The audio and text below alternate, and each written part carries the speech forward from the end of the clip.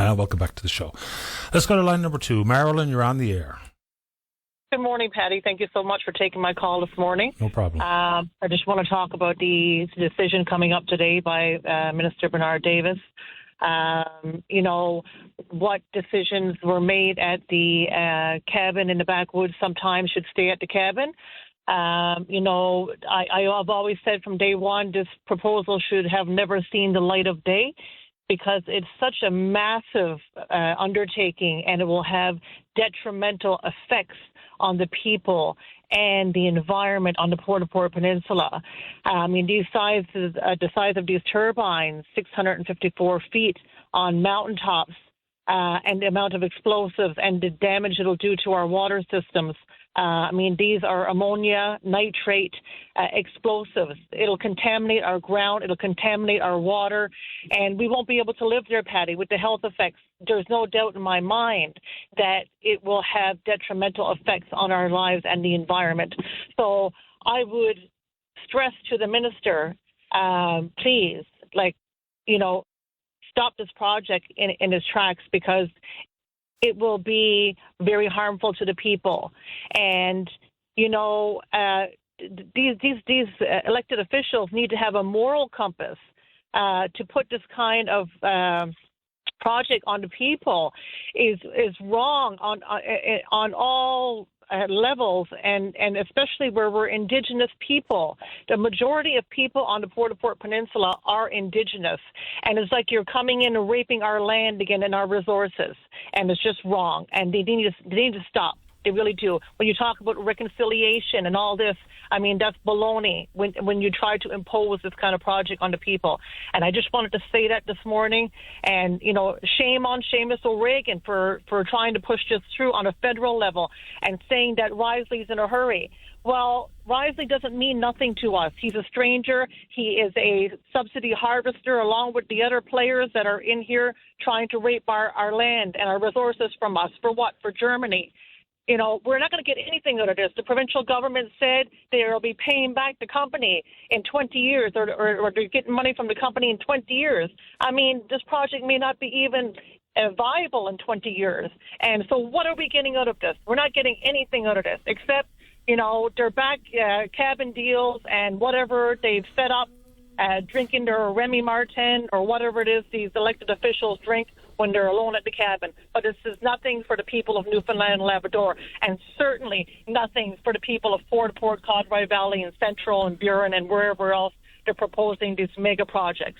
So that's all I want to say this morning. So, Marilyn, the fact that it is for export, which is absolutely true, would you have different thoughts on it if it was for domestic use? Because if the concern is environmental, then the environmental concerns don't change whether or not it's for export or domestic use. No, it doesn't matter, Patty. This is too intrusive. Doesn't matter what the end product is for. If it was for to run the Maritime Link or to Muskrat Falls, because that's a big failure, another big boondoggle. But it doesn't matter what they were using it for, the end product. It's the fact that this is too big and this is too intrusive and shouldn't be in our backyard. It shouldn't be in anybody's backyard. And the fact that this government thinks it's okay to put this in somebody's backyard is wrong on so many levels. I cannot stress it enough. And it's not only me, Patty. You've heard it from all over Newfoundland. People are coming out and they're expressing their concerns.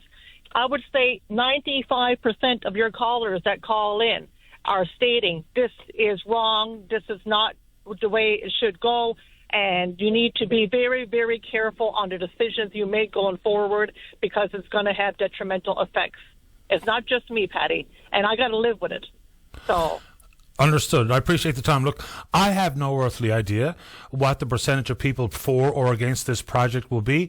World Energy will tell you one number, Protect NL will tell you another number, and they are completely diametrically opposed to each other, those numbers. So I don't know. And in the concept of social license, which I think is You know, one of those phrases we throw around, but what it means, everyone has a different definition in their mind. If social license is very much like how we elect politicians, 50% plus one, then I wonder where we are in the Port-au-Port Peninsula. It's remarkable to me that we hear from some folks on the Burin Peninsula regarding Everwind, very little conversation coming out of the Exploits Valley proposal, very little conversation associated with Pattern Energy, the Port of Argentia, but tons on World Energy.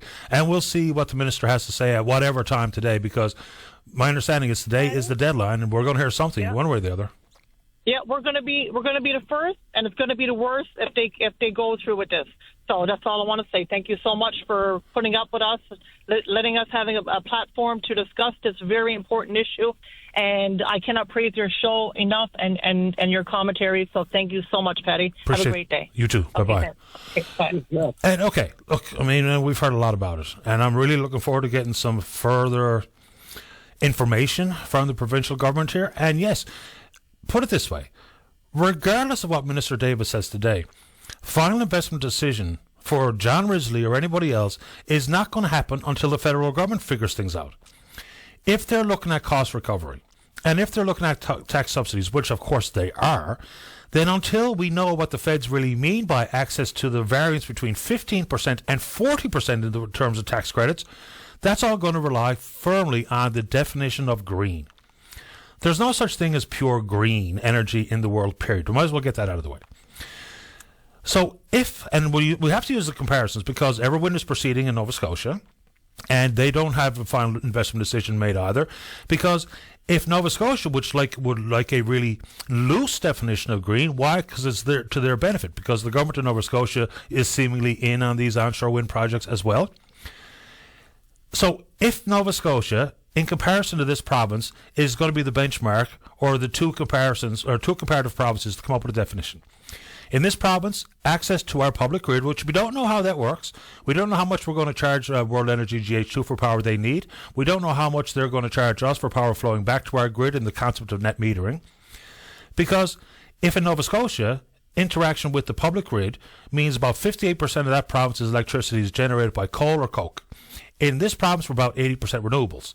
So huge disparity between the two, which would mean a huge disparity between the percentage of tax credits available to Everwind there and Everwind here, if and when these projects happen.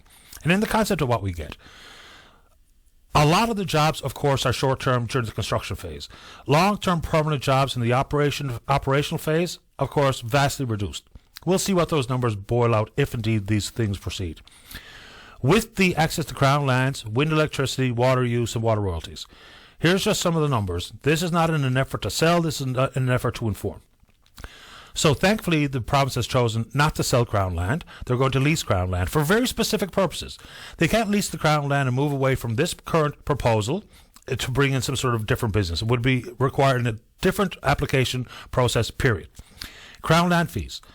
Annual charge of 3.5% of the market value of reserved lands. Annual charge of 7% of the market value of leased lands. And that's, of course, all applicable to all Crown lands. The wind electricity tax, interesting. $4,000 per megawatt on installed capacity. There's an annual charge payable at in-service. Then this would be applicable to all wind projects greater than 5 megawatts. Produce electricity for the purpose of producing hydrogen. And, of course, ammonia as the vessel for transportation, and off it goes. The water usage fee is a fee of $500 per 1,000 cubic meters of water licensed and used. A fee of $50,000 per 1,000 cubic meters for water licensed and not used. This is applicable to all hydrogen facilities, regardless where we're talking. There's permanent insurers as part of an annual charge. The fees are adjusted based on CPI, which is the Canadian Consumer Price Index, and that's all per Minister Davis's ministerial portfolio. The water royalty. This is a tricky one for many people. Of course, cost recovery is the key when we talk about the water royalty, of which they're going to lose copious amounts of water. The payments begin only when costs are recovered in full. The payable based on the calculated residual value of the water. So it's directly linked with revenue over specific amounts of time. In what they call the tier 1, 2, and 3, and the R factor. So that means one rate equals 10% applied after 1 times cost recovery. So they're talking about $12 billion for World Energy GH2. The first layer of water royalty is not going to be charged and collected until they've had cost recovery times 1. The second rate is 20% applied after 2 times cost recovery. So $24 billion in recouped revenue for World Energy GH2 before we move on to the 20%. Rate number 3, 25%, and of course that's after 3 times cost recovery, $36 billion of revenue coming in the door before we get to tier 3. So those are some, I would suggest, pretty small numbers. Now the government will tell you, over the course of 25 to 30 years, the total revenues to the province, including the royalties, wind electricity tax, water use fee, crown land fees, jobs created, expanded tax base that comes with it, is in the neighborhood of $11 billion. Now, that's their numbers once again. We don't know when Minister Davis is going to make his announcement today, but it's going to be highly anticipated, especially in the pockets of the province where these proponents are currently kicking the proverbial wind tires. Let's take our final break of the morning. When we come back, still time for you. Don't go away.